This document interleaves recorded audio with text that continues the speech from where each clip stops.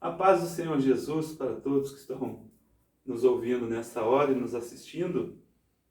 Eu sou o pastor Ezequiel Andrade, sou pastor auxiliar aqui na Assembleia de Deus, na Avenida dos Andrades, a Assembleia de Deus de Missões, e estamos felizes por estar aqui uma vez para ministrar uma aula ao discipulado. Nós estamos utilizando aí a revista da CPAD, que é a nossa casa publicadora da Assembleia de Deus, do discipulado. E agora, na lição número 3, muito feliz porque coube a mim ministrar essa aula e é com muito prazer que eu faço. Agradeço a Deus por tudo e peço a Deus que continue abençoando a todos. A aula de hoje, ela tem o tema Conhecendo a Salvação. E como falei no início, é uma aula ao discipulado. Isso significa que você está no início do seu aprendizado cristão. Por isso, gostaríamos de usar aqui uma aula bem básica, não é? Sem muito cunho teológico e nem doutrinário, a fim de que você possa entender o objetivo dessa lição. O texto utilizado pela revista do discipulado da CPAD é Atos 4:12, que diz o seguinte: e em nenhum outro há salvação, porque também debaixo do céu nenhum outro há, dado entre os homens pelo que devamos ser salvos. Então esse é o texto base e eu concito a você que abra a Bíblia em Atos, no capítulo 4, no versículo 12, para que você possa atentamente acompanhar esta lição. O objetivo da lição em primeiro lugar, é reconhecer a suficiência da morte expiatória de Cristo para a salvação de todos quantos nele creem. O segundo objetivo é explicar que para ser salvo o homem precisa se arrepender de seus pecados, confessá-los e abandoná-los e aceitar a Jesus Cristo. E também descrever 3 principais aspectos da salvação, que nós temos a justificação, a regeneração e a santificação, e relacionar os principais efeitos do pecado. Então nós estamos aqui para falar de salvação. E você pode me perguntar, mas por que eu preciso ser salvo? Ou de que eu preciso ser salvo? É importante nessa introdução nós entendermos que o pecado entrou no homem, lá no Jardim do Éden, quando o homem desobedece a Deus, e por causa desse pecado trouxe uma consequência e várias outras consequências para toda a humanidade. Então todos nós carecemos de salvação. E essa salvação vem através de quem? Na leitura que fizemos em Atos 4:12, nós observamos que só há salvação através de Jesus Cristo. E é isso que nós vamos falar aqui nessa oportunidade, nessa aula do discipulado, com o título Conhecendo a Salvação. O homem antes da salvação, se a gente for lá para o Jardim do Éden, quando o homem foi criado por Deus, o homem, a mulher, o jardim, tudo era perfeito. Não era para o homem morrer, não era preciso o homem se esforçar num trabalho árduo, porque tinha as frutas, tinha tudo que ele precisava. Mas quando o homem desobedece a Deus, e é importante a gente entender que o pecado lá no Jardim do Éden, o pecado original, foi o pecado da desobediência. Quando o homem desobedece a Deus, entra por este homem o pecado. E aí nós temos a consequência, que é a expulsão do Jardim do Éden, a corrupção agora a partir daquele pecado. Nosso corpo se torna corruptível, ou seja, nós temos agora doenças, nós temos dificuldades, nós temos problemas, Então, assim, esse homem, ele, sem a salvação, antes da salvação, ele era um homem numa situação totalmente deplorável, Ele era um homem vendido ao pecado, ou seja, totalmente envolvido com o pecado, O pecado exercia poder sobre esse homem, E também ele era escravo do pecado e ele era propriedade do diabo. Olha que coisa terrível. Antes de nós sermos salvos em Jesus Cristo, nós somos propriedade do inimigo. Eu estava lendo hoje, estudando um pouco, e pude ver que tudo que a gente faz quando a gente não aceitou a Cristo como Salvador, Isso nós fazemos para o Senhor nosso naquele momento antes da salvação. Não é como se nós fôssemos escravos do diabo. E tudo que eu faço, o bem ou o mal, é para o Senhor daquela fazenda. Ou seja, quando o escravo ele fazia tanto bem quanto mal, ele fazia para quem? Ele fazia para o dono dele, que era o fazendeiro, o chefe da fazenda, no tempo da escravidão. Trazendo aqui uma analogia para que a gente entenda, muitas pessoas acham que, vamos dizer, precisa de salvação quem faz coisas más, quem faz coisas odiosas, quem faz coisas pecaminosas. Não, aquela pessoa que é boa, aquela pessoa que faz o bem, ela não precisa de salvação. Não tem nada a ver com isso. Todos nós carecemos de salvação. Todos nós fomos destituídos da glória de Deus por causa do pecado. E é por isso que nós precisamos da salvação. Então Jesus Cristo ele vem e ele traz para a gente essa possibilidade. Por quê? Porque a raça humana estava totalmente perdida. Quando Adão pecou, ele transmite esse pecado para toda a humanidade. E a humanidade estava irreconciliavelmente separada de seu Criador. Então, quando entra o pecado, a Bíblia diz que o pecado faz separação do homem com Deus. É como se criasse um abismo entre Deus e o homem. Aquele Deus que vinha toda viração da tarde para conversar com o homem.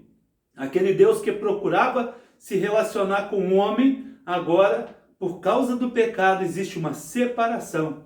Mas glória a Deus, que um dia Deus enviou o seu Filho unigênito para morrer na cruz do Calvário por mim e por você. E quando ele morre, ele nos reconcilia com o Todo-Poderoso, reconcilia com Deus. Olha que coisa maravilhosa. É por isso que a cruz tem um sentido maravilhoso. A cruz ela tem um sentido como se, de um lado, Cristo pegasse o pecador e de outro lado ele levasse a Deus, e agora ele reconcilia o homem a Deus. Glória a Deus por isso. Por isso que ele fala: eu sou o caminho, a verdade e a vida. Ninguém vem ao Pai se não passar por mim, se não vier por mim, se não for por mim. Não é isso que é dito lá no capítulo 14 do Evangelho de João. Então, todos nós precisamos de aceitar Jesus como Salvador. Agora podemos ser salvos, e além de sermos salvos, nós podemos comunicar essa tão grande salvação com os demais pecadores. Essa é a função de nós estarmos aprendendo a palavra do Senhor, de entendermos o quão é importante a salvação. Por quê? Porque quando a gente é salvo, a gente não se preocupa só conosco. A gente começa a falar dessa tão grande salvação para as pessoas que conhecemos. Então, no tópico 1 da nossa lição, nós vamos tratar sobre o conceito de salvação. O que é a salvação? Salvação é o resultado da morte expiatória de Cristo. Ou seja, essa morte expiatória, ela livra o homem do pecado, ela livra o homem da condenação. Nós estávamos condenados à morte, mas o Senhor Deus, ele nos livrou através do envio do seu Filho Jesus para morrer na cruz do Calvário.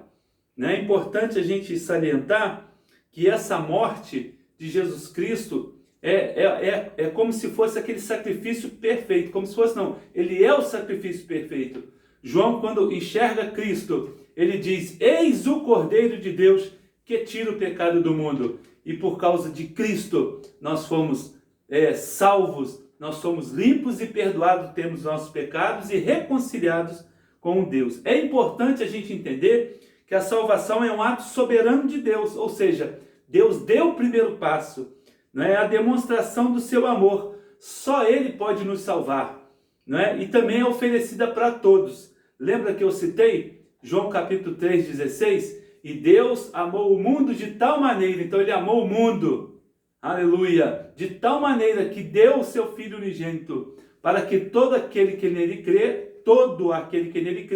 não pereça, mas tenha vida eterna. Então é para todo mundo essa salvação. O objetivo de Deus é que ela atinja toda a humanidade. Aí alguém pode perguntar: mas se é um ato soberano de Deus, onde está o papel da pessoa? Onde está o papel do pecador? Se ele quer me salvar, ele pode vir me obrigar a salvação. Não é isso que acontece. Ele coloca disponível, através do sacrifício de Jesus Cristo, a salvação. Cabe a mim e você aceitar Ele como suficiente Salvador. Que você possa entender a importância do seu passo. O passo que você deu ou o passo que você está dando, aceitando esse sacrifício de Jesus Cristo. No segundo lugar, é um ato de infinita misericórdia de Deus, ou seja, a única coisa que nós como pecadores temos que fazer é aceitar a Ele, porque nessa misericórdia Ele nos deu de graça. Olha só, Deus amou o mundo de tal maneira que deu o seu Filho, ou seja, o dom gratuito de Deus é Jesus Cristo que morreu na cruz do Calvário. E agora, mediante a fé, a gente usa essa fé como instrumento e como ferramenta. E a gente acredita nesse sacrifício, recebe esse sacrifício e estamos salvos. O próprio Deus que nos reconciliou com Ele mesmo. Ou seja, quando Ele envia o seu Filho, Ele está enviando o sacrifício, cumprindo o que foi dito lá em Gênesis, capítulo 3:15, que da semente da mulher nasceria um que esmagaria a cabeça da serpente. E esse é Jesus Cristo. Ele que veio à terra para nos salvar. É importante também eu lembrar que isso teve um custo muito alto. Apesar da gente falar que a salvação é de graça, é um dom gratuito de Deus, mas o próprio Deus Filho, Jesus Cristo, morreu na cruz do Calvário. E quando Ele derrama o seu sangue, Ele está pagando esse alto preço por cada um de nós. É o significado da palavra remir ou redimir, né? Jesus, Ele nos redime, ou seja, Ele paga o preço que era para nós pagarmos.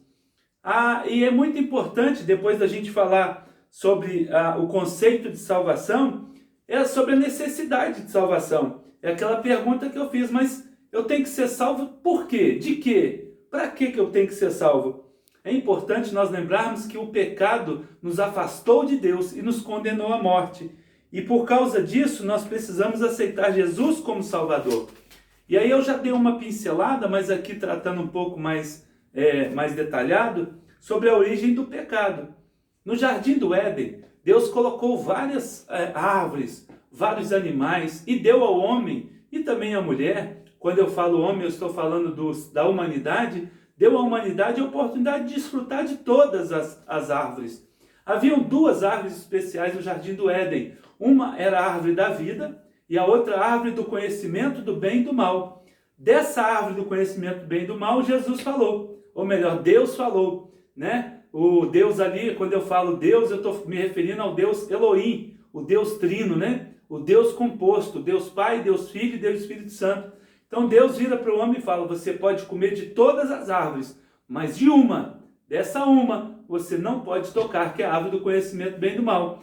Ainda fala, porque o dia que você tocar nela, o dia que você comer dela, certamente morrereis, né? Mas infelizmente, o homem, ele vai e desobedece a Deus. Então o pecado, alguém pode ter muitas caricaturas, muitas ilustrações em que mostra, o homem agora comeu a maçã, ou comeu... Na realidade, o pecado ali não foi simplesmente comer, foi a desobediência. Deus não admite a desobediência.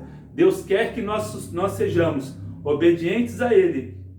E por causa disso, por causa da desobediência que aconteceu quando a mulher dá ouvido a Satanás, que ali estava utilizando da serpente para falar com a mulher, o homem condenou toda a humanidade, todos nós, a separação eterna de Deus. Então, exatamente uma coisa que é importante nós dizermos aqui, né? Que às vezes alguma pessoa fala, não, mas eu já faço boas obras, eu já sou uma pessoa boa. Então você olha alguém e fala assim, aquela pessoa está fazendo alguma coisa errada, ela rouba, ela mata, ela usa droga, ela bebe demais, ela faz um monte de coisa ruim, né? Essa precisa de salvação. Aí você olha uma pessoa e fala, mas essa pessoa é tão boa, tão boazinha. Então, como eu falei no início, na introdução, não é por causa das obras que nós devemos dizer que um precisa mais de salvação e o outro menos de salvação. Não, todos nós precisamos de salvação, porque a salvação é o único meio do qual nós deixamos de ser filhos do príncipe desse mundo, o inimigo, e passamos a ser filhos de Deus. Não é? Por que isso tudo? No tópico 2 nós vamos aprender sobre a herança do pecado. Em Romanos 3:23 fala o seguinte: todos pecaram e destituídos estão da glória de Deus. Então, nós pelas nossas obras mesmo, a gente não podia fazer nada, nós não temos condições. Como é que a gente ia voltar ao Todo-Poderoso? Como é que a gente ia voltar a Deus? Se a gente não tem essa condição, se Deus não, apesar de Deus estar no nosso meio por causa da sua onipresença, ou seja, Ele está presente em todo lugar, mas nós como homens mortais, nós não tínhamos condições de oferecer um sacrifício perfeito e voltarmos diretamente a ter contato com Deus. Não. No Antigo Testamento, antes do sacrifício de Cristo, Deus procurava o homem e se relacionava com ele. O homem através dos profetas, dos sacerdotes, dos patriarcas, não é? Ele muitas das vezes falava com Deus, mas Deus não estava mais próximo do homem. O homem tinha que oferecer sacrifício de animais para que os seus pecados fossem perdoados. E aí, isso tudo por causa do quê? Por causa da herança do pecado. Mas quando Cristo vem e morre na cruz do Calvário por causa de nós, oferecendo o seu sacrifício perfeito, porque Cristo, como inocente, ele era o único que podia nos libertar desse pecado, né, dessa herança. Quais foram os efeitos do pecado? É importante a gente lembrar que o pecado afetou a humanidade em todas as esferas, né? Na esfera física, porque o homem agora perece, o homem agora morre, né? Antes, o homem podia comer lá da árvore da vida e ele não morria. O homem não foi feito para morrer, o homem não foi feito para ficar doente, mas por causa do pecado ele é afetado na parte física, na parte mental, na parte moral, né? Quantas coisas a gente está observando nesse mundo difícil, pais matando filhos, né? Homens matando mulheres, as esposas, companheiras e mulheres, crianças, muitas das vezes de uma forma cruel, judiando da outra, através de bullying, etc. Por quê? Porque a parte moral, ela é afetada pelo pecado. E a parte espiritual principalmente, que é o que eu estou falando desde o começo. Porque quando Deus cria o homem, Deus cria querendo ter contato com o homem, um relacionamento com o homem. Mas por causa do pecado, esse homem perde e há uma separação agora entre Deus e homem. Então, tanto na parte física, mental, moral ou espiritual, o homem é afetado pelo pecado, não é? Vocês observam, por exemplo, que o homem, quando peca, ele busca logo uma autojustificação. Ou seja, ele vai lá, colhe algumas folhas e cose. E ele começou a coser, né? Ou seja, costurar uma roupa, tentando cobrir a sua nudez. Ou seja, o homem, logo que peca, ele começa a querer resolver o problema, cobrir a sua nudez, cobrir o seu pecado. Mas, infelizmente, Deus, quando viu o homem naquela situação, foi o primeiro sacrifício que foi feito, quando Deus mesmo mata um cordeiro e faz de pele aquela roupa para Adão e para Eva. Então, meus amados irmãos, desde o começo, desde a desobediência, desde o início do pecado, o pecado original, precisa de um sacrifício, precisa de sangue para que pudesse cobrir essa nudez, esse pecado. E é por isso que durante a história da humanidade, até Cristo, vários sacerdotes, vários homens, o povo de Deus, sacrificava animais por causa do seu pecado. Mas graças a Deus que um dia Cristo morreu na cruz do Calvário, o sacrifício perfeito, e nos trouxe salvação. Esse pecado também, como consequência dele, veio o medo. Em Gênesis 3, 8, 10, a Bíblia diz que quando o homem ouve Deus chamando, ele sente medo de Deus. A maldição sobre a terra, a serpente, o homem e também sobre a mulher. Nós podemos observar que o próprio Deus falou que a terra agora ela daria espinhos, não é? Sobre a serpente, que a serpente ia agora passar a rastejar, né, sobre seu ventre. Ao homem, Deus fala que ele, através do seu suor do seu rosto, ele teria que arar a terra.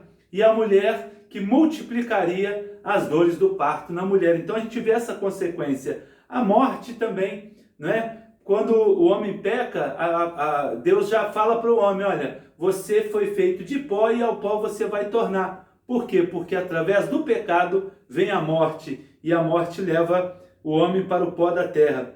O homem foi expulso do jardim do Éden também. É importante a gente perceber que quando o homem peca, ele é expulso do jardim do Éden e não pôde mais entrar naquele jardim, comer daqueles frutos, da árvore da vida, enfim. Trouxe também violência e o homicídio. Nós podemos ver o primeiro homicídio que houve, né? A história de Caim e Abel. Caim quando mata Abel, ou seja, o pecado traz essa violência, essa vontade de vingança, essa vontade de fazer justiça com as próprias mãos. Mas nós precisamos entender que a nossa justiça quem faz é Deus o Todo-Poderoso. Trouxe também a corrupção geral do gênero humano. Ou seja, em Gênesis 6, capítulo 6, do 5 e o verso 11, fala a maldade do homem se multiplicou por toda a terra. E em Isaías também nós vamos ver que a enfermidade também veio para o homem através do pecado, ou por meio do pecado. No tópico 3, nós vamos ver alguns aspectos da salvação, e é muito importante. Falamos agora sobre o que é a salvação no tópico 1. No tópico 2, a gente começou a ver a necessidade da salvação, e nesse tópico 3 a gente vai começar a falar sobre os aspectos da salvação. Então, o que acontece quando a gente é salvo? A primeira coisa que acontece é a justificação. Oh, aleluia! Quando Cristo morre, o homem fica livre da condenação do pecado, ou seja, aquela cédula que era para condenar a gente, para cobrar a gente, porque o pecado gera morte, ou seja, quando Deus olhava para o homem e via no homem um pecado, esse homem merecia a morte, mas com a morte de Cristo, o Cordeiro de Deus, o Filho de Deus, que tira o pecado do mundo, nós agora somos justificados, aleluia, e estamos sem condenação mais. Por que isso? Porque houve um termo judicial, aleluia, o supremo juiz, ou seja, o Deus Todo-Poderoso declarou: você está absolvido, porque alguém pagou o seu pecado, alguém que não cometeu crime nenhum, agora ele morre em teu lugar, e a partir daí você é justificado por Cristo, glória a Deus. Há também uma regeneração. Ao pecador que for expulso da família de Deus, com a morte de Cristo, ele volta a pertencer à família de Deus, sendo chamado agora Filho de Deus. Em João 1,12 está escrito que agora nós somos chamados e fomos feitos filhos de Deus. Também vem a santificação, né? Então, depois da justificação, da regeneração, vem a santificação. O que é a santificação? É um processo. Algumas pessoas querem ser santos aqui na terra, querem mostrar uma vida pia, uma vida santa, mas é importante a gente lembrar que santo é um estado, que nós só vamos ficar santos quando nós chegarmos no céu, do lado de Deus, já livre da presença do pecado, do poder do pecado, livre da ação do pecado. Aí sim, lá no céu, nós seremos santos, porque assim como Deus, como Cristo é, nós seremos também santos, sem pecado. Mas a santificação ela é um processo por meio do qual o Espírito Santo ele limpa por completo o homem regenerado. Ou seja, quando você foi justificado, aceitou a Cristo, você foi justificado, você foi regenerado, ou seja, você entrou mais uma vez à família de Deus e agora você passa a ser santificado, ou seja, o Espírito Santo vai te limpando, vai tirando aquelas manias, vai tirando aqueles defeitos, vai tirando aqueles pecados, aleluia. E Cristo, ele quer que a gente, ao aceitar Ele como Salvador, ao aceitar Jesus como Salvador, Ele nos apresenta o Espírito Santo, que é o responsável por limpar a nossa vida, limpar a nossa alma. O homem, a partir de quando ele aceita Jesus como Salvador, ele passa a refletir aquilo que está em seu interior. A Bíblia diz que nós somos moradas do Espírito Santo. Então, quando eu aceito a Cristo como Salvador, eu começo a refletir. Tudo que eu faço, tudo que eu falo, tudo que eu penso está refletindo aquilo que está dentro de mim. O Espírito Santo. Deus te abençoe. Você precisa entender que você tem o Espírito Santo de Deus. Bom, e agora nós vamos para o final já dessa nossa lição do discipulado. Uma aula rápida aí de 35 minutos.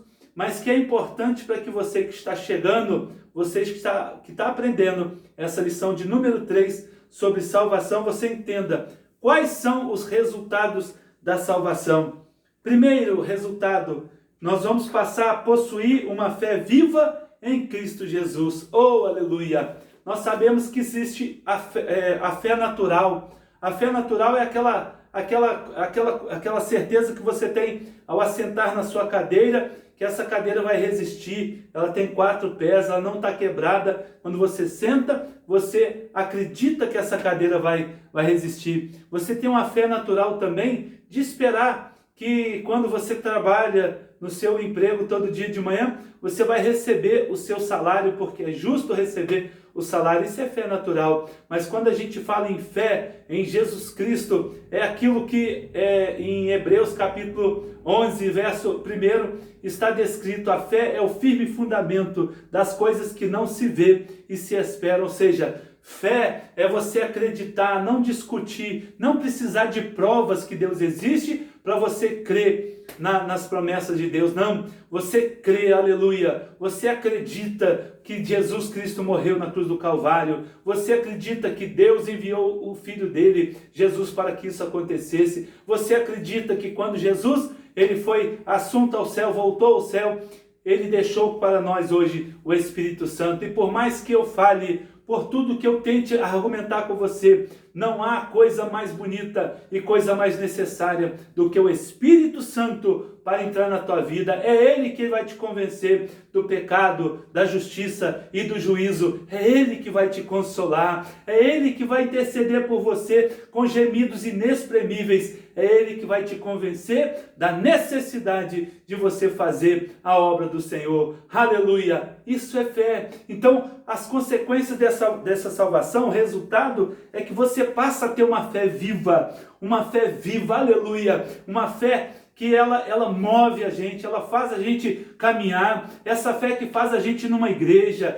essa fé que faz a gente assentar no banco, orar a Deus, dobrar o nosso joelho, e quando a gente dobra o nosso joelho, a gente, pela fé, a gente entende que Cristo está ouvindo, que Deus está ouvindo, que o Espírito Santo está intercedendo por nós. Muitas das vezes nós não sabemos como pedir, nós não sabemos como falar, mas o Espírito Santo, ele intercede com gemidos inexprimíveis. O outro resultado da salvação é que a gente obtém vitória sobre o mundo e sobre o pecado. Então nós não somos mais escravos do pecado, nós não vivemos mais debaixo do poder do pecado. Muitas das vezes as pessoas do mundo não entendem, nós que somos cristãos, e nos acusam de não sermos livres. Você não pode fumar, você não pode beber, você não pode ir no baile. E a gente tem que dizer o seguinte: quem falou que não pode? Na realidade, nós somos livres para escolher. Agora, aquela pessoa que ela é viciada na droga, é viciada no cigarro, na bebida, essa pessoa tem liberdade? Muitas das vezes ela não quer fazer aquilo, ela não quer fumar, ela não quer cheirar, ela não quer beber, mas a força daquele vício busca ela e ela acaba fazendo e depois se arrepende. Nós não, nós somos verdadeiramente livres. Por quê? Porque nós já temos a vitória sobre o mundo e sobre o pecado. 1 de João, capítulo 5, 4 e no versículo 4 e 5, nós vamos ver que Jesus, ele nos deu a vitória sobre o mundo e sobre o pecado. Por último, como resultado da salvação, a gente passa a se tornar membro da família de Deus. Efésios 2,19, a partir dali, nós agora fazemos parte de uma grande família, uma família de Deus, aleluia. Não uma família sem problema, não uma família que é perfeita. Não, na igreja, enquanto nós estivermos aqui na terra, essa igreja formada por muitos homens, muitos membros, essa igreja vai ter alguém que tem um problema, uma dificuldade. Nós nunca seremos perfeitos aqui na terra. Mas saiba de uma coisa: a partir de agora, quando você se decide a Deus e aceita Cristo como seu Salvador, você também se torna, aleluia, como membro dessa família, família de Cristo. Olha, meus amados irmãos, são poucos minutos que estamos aqui, mas nós sentimos a presença de Deus e nós declaramos sobre a sua vida a salvação plena em Jesus Cristo. Que Deus lhe abençoe, que Deus continue lhe abençoando cada dia mais. que Deus, através do Espírito Santo, Ele possa falar melhor em seu coração, e Ele colocar e calar realmente no seu coração, e que você possa fazer o que o Salmo 119:11 nos fala: escondi a tua palavra no meu coração para não pecar contra ti. Que Deus abençoe você. Eu lhe convido agora para nós fazermos uma oração, entregando esse pequeno momento nas mãos do Senhor. E Deus fará maravilhas na sua vida. Senhor Deus e eterno Pai, nós te agradecemos e te glorificamos, porque o Senhor tem trazido a gente aqui. Nós temos agora fé, Senhor Deus, para aceitarmos a Ti como nosso suficiente e único Salvador. E nós te pedimos que a Tua graça, a Tua misericórdia se faça presente em nossas vidas. Nós te adoramos, Senhor Deus, e te pedimos, fica conosco. Abençoa, Senhor Deus, essa pessoa que está fazendo discipulado. Abençoa para que ela possa ficar firme e nunca se desviar dos caminhos do Senhor, para que um dia nós possamos nos encontrar no céu de glória, porque essa é a esperança do cristão, essa é a esperança do crente, a certeza da salvação. Que Deus lhe abençoe, que Deus continue te dando graça, que você complete essas 13 lições dessa revista da nossa casa publicadora, e que Deus lhe abençoe em nome do Senhor Jesus.